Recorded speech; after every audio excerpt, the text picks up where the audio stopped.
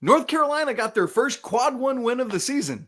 And all it took was Coach Jeff Lebo drawing up a play on the fly and the North Carolina starters executing it to perfection. You are Locked On Tar Heels, your daily podcast on the UNC Tar Heels. Part of the Locked On Podcast Network, your team every day. Hey there, it's Monday, December 19th, 2022. Welcome into the Locked On Tar Heels podcast, the only daily North Carolina show out there. I'm your host, Isaac Schade, and I want to thank you for making our show your first listen or watch of the day to help you get your team every day. Today's episode is brought to you by LinkedIn. LinkedIn Jobs helps you find the qualified candidates you want to talk to faster. Post your job for free at linkedin.com/lockedoncollege. That's linkedin.com/lockedoncollege to post your job for free. Terms and conditions apply. Coming up on today's show, listen, this win over Ohio State was so big and insane and important that it deserves us treating it during the entire show. So I'll get you out the Four Corners recap, our Schadey Stat of the game, and we're going to unpack the play in depth. But first, we're going to talk about the big picture of this whole thing. And the big picture of this whole thing is I literally have just walked in the door from flying home from New York City. I got home to my car to a dead battery. That's right. My car in the parking lot at the airport, dead battery, had to call AAA. So, man, I'm so still excited to be going with this and doing it with you. So thank you so much for diving in. And I want to honor you being here by me being here. And so let's do it. Biggest takeaway from this game, I'm calling it right now. Bookmark this win over Ohio State and this moment. Because when we eventually write the postmortem on this season, there will be a moment that everyone points to and looks back at as the moment when the 2022-23 Tar Heels found themselves.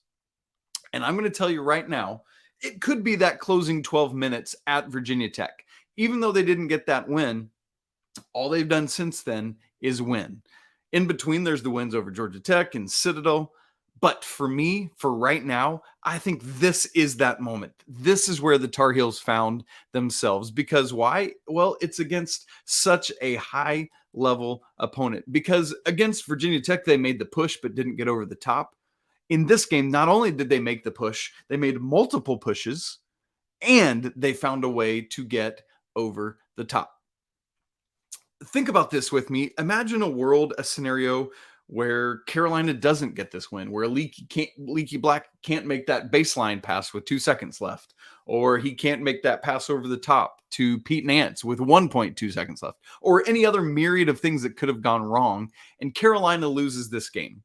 Think about where just the thin line of difference. If the Tar Heels do not beat Ohio State, they're now 0-5 in quad one wins.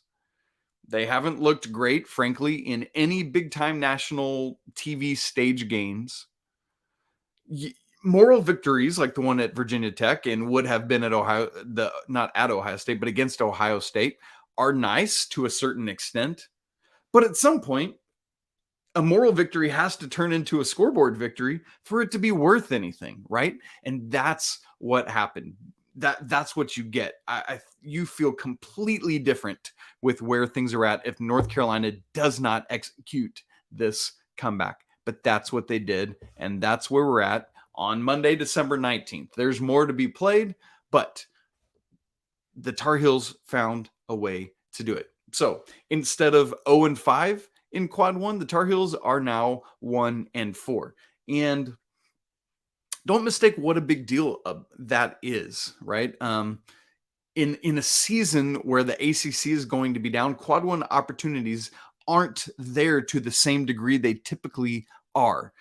Currently, one has just been added. Who was it? The game at Pitt has just, at least for right now, switched into being a quad one opportunity because they've moved to like 74th in the net rankings, and it's 1 through 75 away. So right now, you've got 6 more opportunities. But typically, in an ACC season, you'd have, out of the 20 games, maybe 10 to 12 quad one games, not so this year. Remember last year, Carolina notably didn't get a quad one victory until the win at Virginia Tech late in the season. And so now I know the game versus Virginia Tech at home from earlier in the season turned into a quad one, whatever, that doesn't matter. You get my point.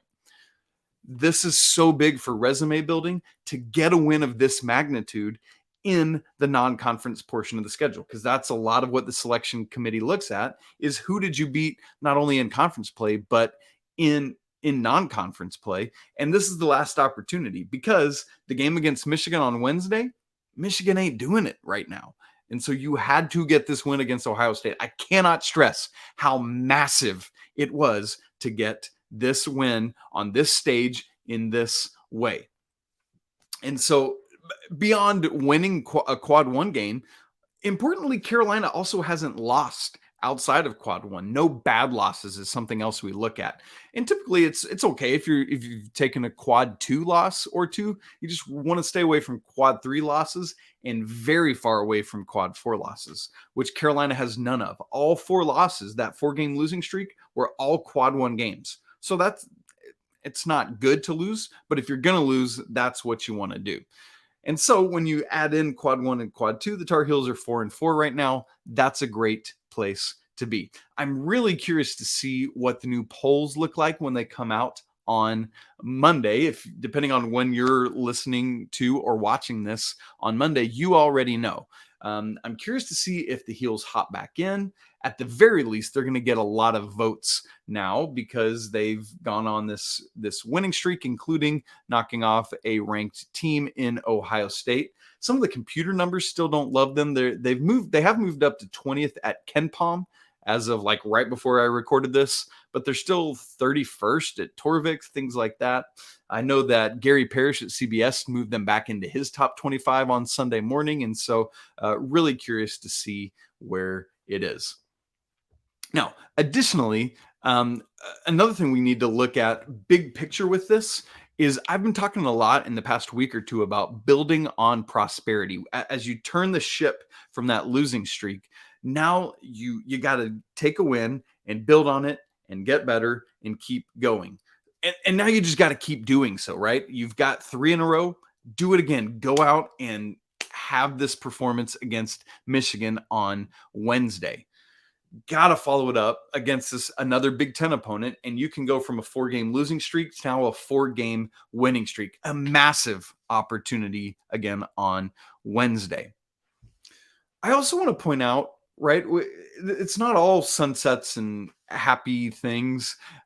It's a moment where Carolina, frankly, did not match Ohio State's toughness in the first half of this game, despite all week long leading up to it, Coach Davis and the coaching staff saying, listen, Ohio State is bringing it, absolutely.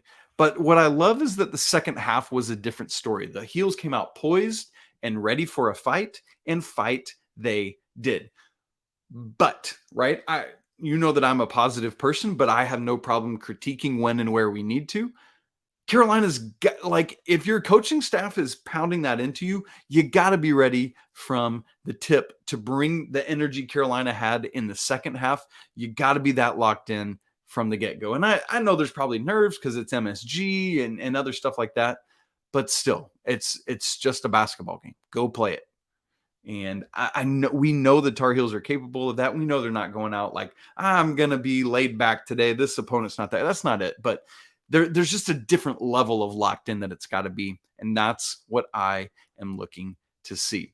Also, a reminder here at the beginning of the week, coming up on Friday, I need some entries from you for the heel of the week, the good side, and the heel of the week, the bad side. Make sure you're submitting those through Twitter DMs, or you can email the show lockedontarheels@gmail.com. Now, I know you're all clamoring for your favorite moment of recap shows, which is our Four Corners recap, and of course, the Schadey Stat of the game. All that is coming up in just a second.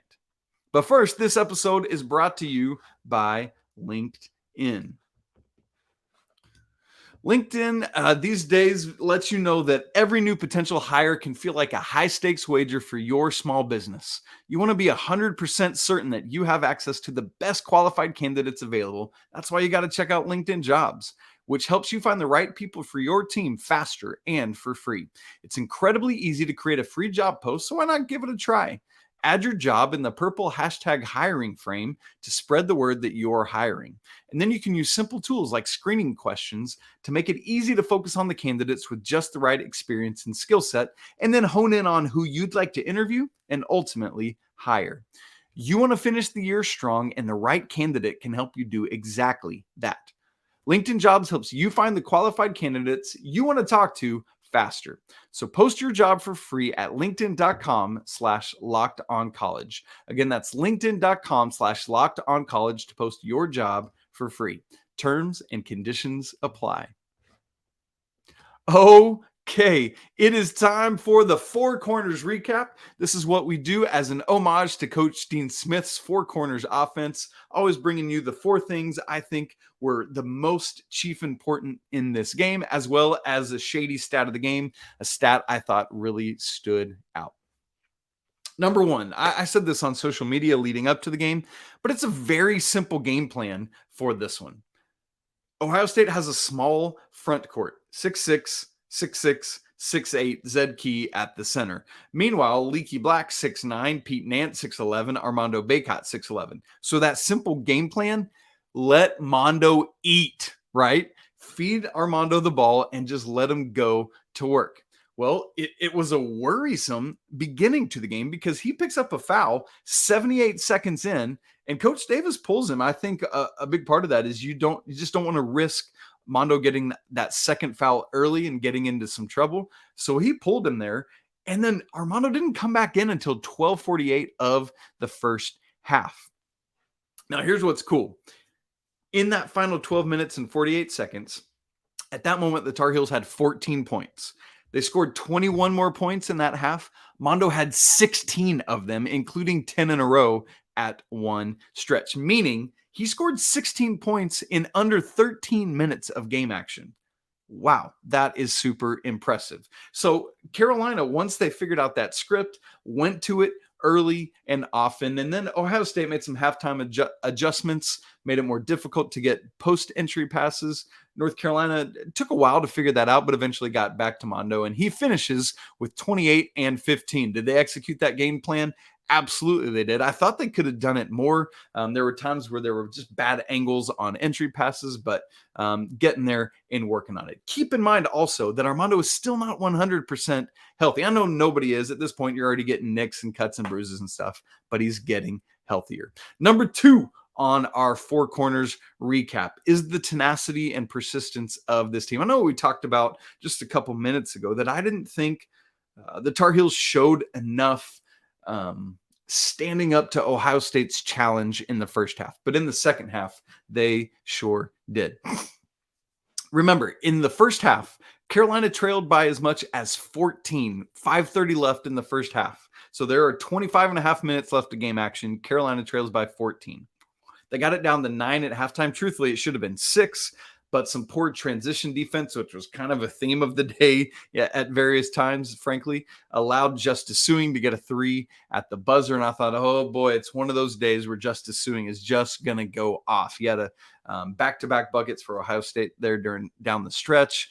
But Carolina comes out of halftime, gets that 9-point lead down to 1 at 16:38. But it's one of those things where they never got over the hump, and Ohio State stretches it back out. You know, it's one of those games where it's like, man, if you could just get over the hump, you feel good about where you're at. And they couldn't. Ohio State from there systematically pushed it back out to where the lead was again 10 with 10 minutes to go, as many as 11 points again with just 7 minutes left. So Ohio State pushed it right back out to a double-digit lead.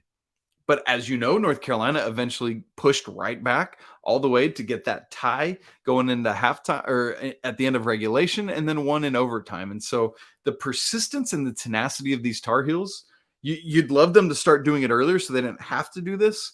But man, that comeback against Virginia Tech that they weren't able to complete, this one they were. And so fought back twice from double digits, one to within 1, and then the other where they ultimately and eventually won the game. So to make both of these pushes from down double digits against a team of Ohio State's caliber and toughness is insanely impressive. Love to see it.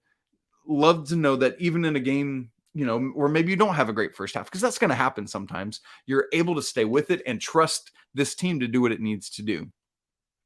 That said, started earlier. don't give heart palpitations. I think I saw somebody's comment on YouTube from something over the weekend that we put up that said like their watch recorded like 15 minutes of hard workout during the overtime period. So I get that. Number 3 on our Four Corners recap, RJ Davis's homecoming. This man coming home. Keep in mind, he's from White Plains, New York. This is the first time he's played in Madison Square Garden. So really cool. And to have people there who know and love him so dearly. Our guy gets 21 points in his homecoming to New York. And it wasn't just 21 points. It was just the little things that RJ Davis does here or there that just add up. Now, some of it was scoring, but you think about like Ohio State had a shot clock violation down the stretch. He was integral in forcing that shot clock violation, just forcing his way through screens, not allowing himself to get screened off. Man, all sorts of stuff like that. So let me just illuminate some of his major offensive plays here. One was his 3-point play. Carolina at this point is down 5 with 4.5 minutes to go. RJ basically picks up an offensive rebound that's just sitting on the floor. Carolina had been playing a little volleyball, puts it back in, shortest guy on the floor, who once again has 8 rebounds. Like, how does RJ Davis keep doing this? I love it so much. But he puts it back, plus the free throw. He has hit 45 of 50 this season, FYI. And so Carolina is now down 2. That's massive, and it's huge. A couple trips later down the court, courtesy of an Armando Bacot screen up top, RJ basically floodgates open. Red Sea gets a layup to tie the game. Very next trip after that, he gets that step back 3 that gives Carolina its first lead since 14-12. And so RJ just coming down the stretch, making massive plays in a variety of different ways, right? It was all within that time span where he picked up that offensive rebound, put back free throw, helped force, like be the head of the snake in forcing a shot clock violation, that step back 3, that layup. Love it. Solid shooting day from the field. He was 6 of 13, 8 of 9 on free throws, one of just 5 misses he's had this year. I mentioned the 8 rebounds, 4 assists. He did have 3 turnovers. Okay, still higher than one had more assists than turnovers, and 2 steals. And so RJ is doing it in his homecoming. The final thing, it can't all be positive in our Four Corners feedback, and it wasn't. So number 4, still too many up and down moments for this team. There was a Leaky made a huge 3 in the closing minutes. Massive. Got Carolina to within 1. But he had another one that he attempted a little bit later. Carolina's up 1 right after RJ's 3. And like 4 seconds into the shot clock, Leaky hoists a 3. There's like right at 60 seconds left in the game, right at the beginning of the shot clock. If you run some clock and score, you're up either 3 or 4. And even if you don't score, you've run essentially 30 of the final 60 seconds off, really putting Ohio State in a bind. Time and score. Got to know time and score. Caleb had several questionable 3s, 2 silly deep ones in the same possession where Carolina could have run a play, had another one later that was just ill-advised.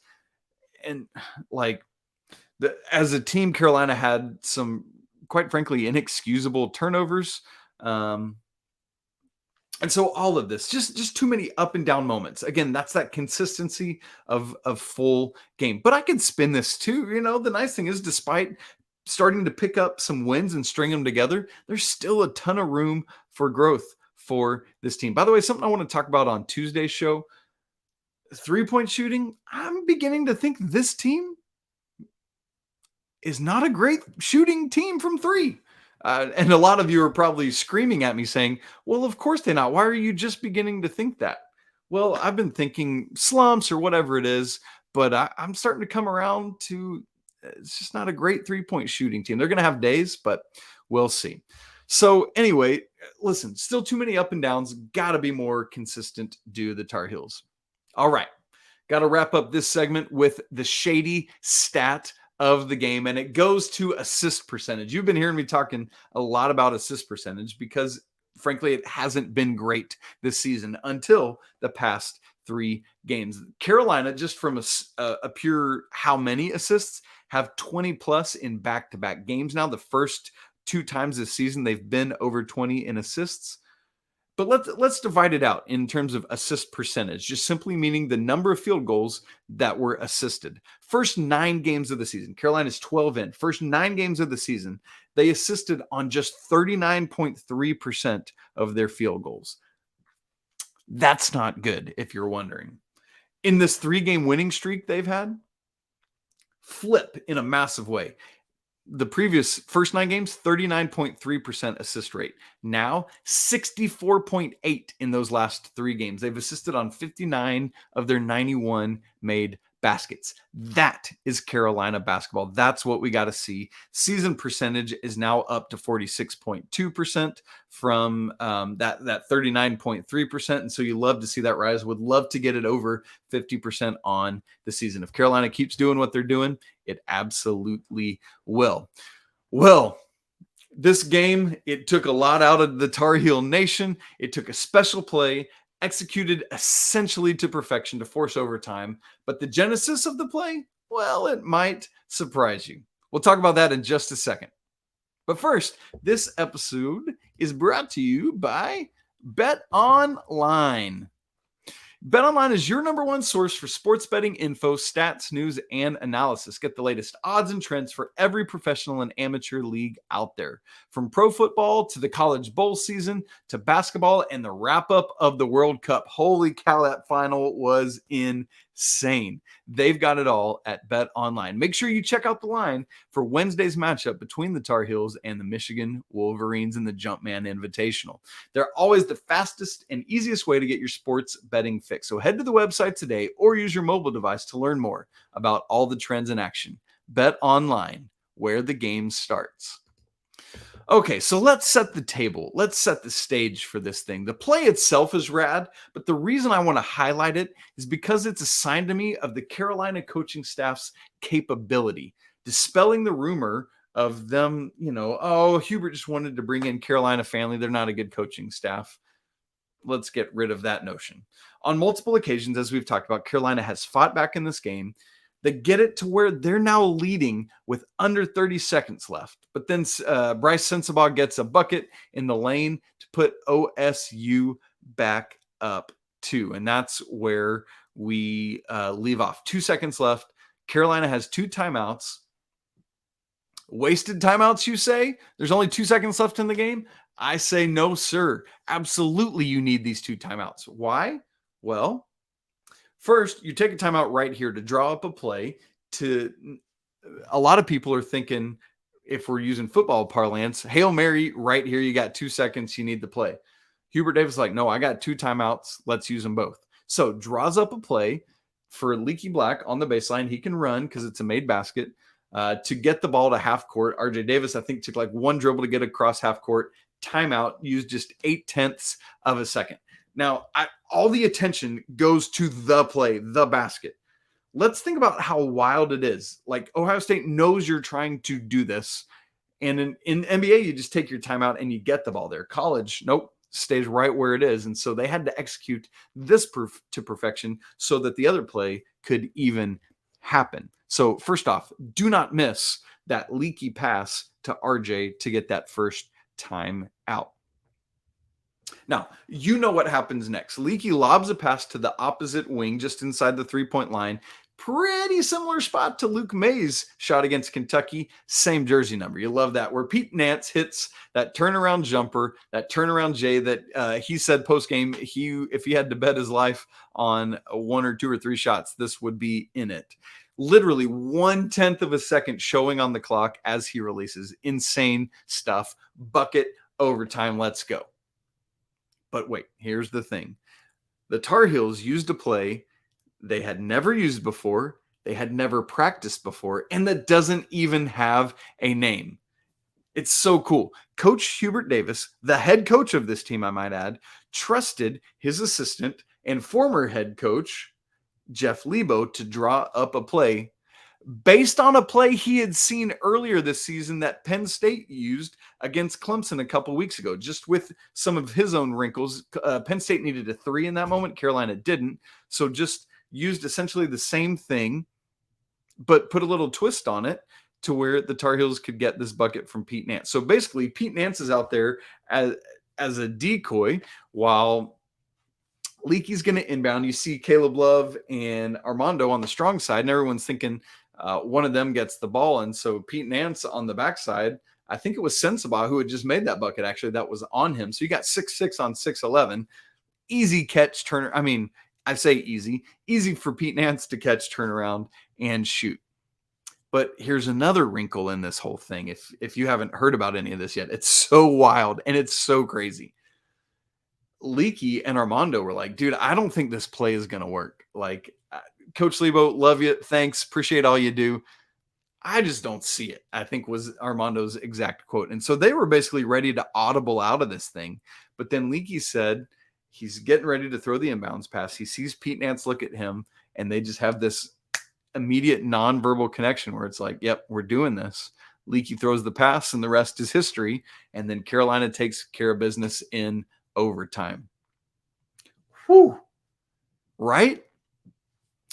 That's the Carolina coaching staff trusting each other, right? That's not just about them doing it. That's about the head coach trusting his assistants to do what needs to be done. And then the players being prepared enough to go out and execute and do this, right? You're not able to handle that spontaneity if you're prepared for the things that you're prepared to do, if that makes sense. You know what I'm saying? And so, boy, that is a moment for this team, a gathering moment, a galvanizing moment where they come together and just begin to realize all the special stuff they share in common. Another feather in the cap of the Carolina coaching staff is one of the things that really helped turn the tide in the second half of this game was the pressure that Coach Davis called, both full court pressure and just the tightened defensive pressure in the half court game. Forced a 5-second violation. We already talked about that shot clock violation, things like that, where Ohio State got a little bit rattled there by the Tar Heel defense. And I mean, it took RJ kind of being a bulldog. You saw Seth Trimble doing some of that. Man, don't sell on the Carolina coaching staff. You just keep watching for what they got up their sleeves. This was a magical moment, a magical win in one of the greatest cities in the world. Honestly, it is my favorite city. My family was actually there, as you've heard me say, just vacationing. And in fact, we were getting ready to go ice skating at Rock Center. My plan was to go record a video at Madison Square Garden, but because of overtime and everything, I had to abort, and we went ice skating, and I'm like, it was a whole thing, but it was an awesome, crazy game, crazy experience. Love it. And now Carolina has this quad one victory and heads into this Michigan game ready to keep the tide rolling heading into ACC play. Can't wait to see what's going to happen there. Well, coming up this week, we're going to have the prep for that ACC game. We're getting super close, or for that Michigan game, we're getting super close to the bowl game, which is next week. All sorts of great stuff. You can follow the show on Twitter at Locked On Heels or me at Isaac Schade. You can email the show. I said it earlier, but it's lockedontarheels@gmail.com. We'd be honored if you'd leave us a 5-star review on Apple Music. Just got to start getting some reviews in there. It really helps the algorithms and everything to point to the show. For your next listen of the day, check out Locked On Sports Today. It's the biggest stories of the day, plus instant reactions, big game recaps, and of course, the take of the day.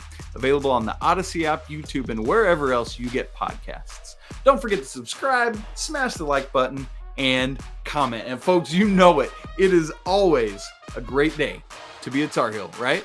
That's right. Tomorrow, peace.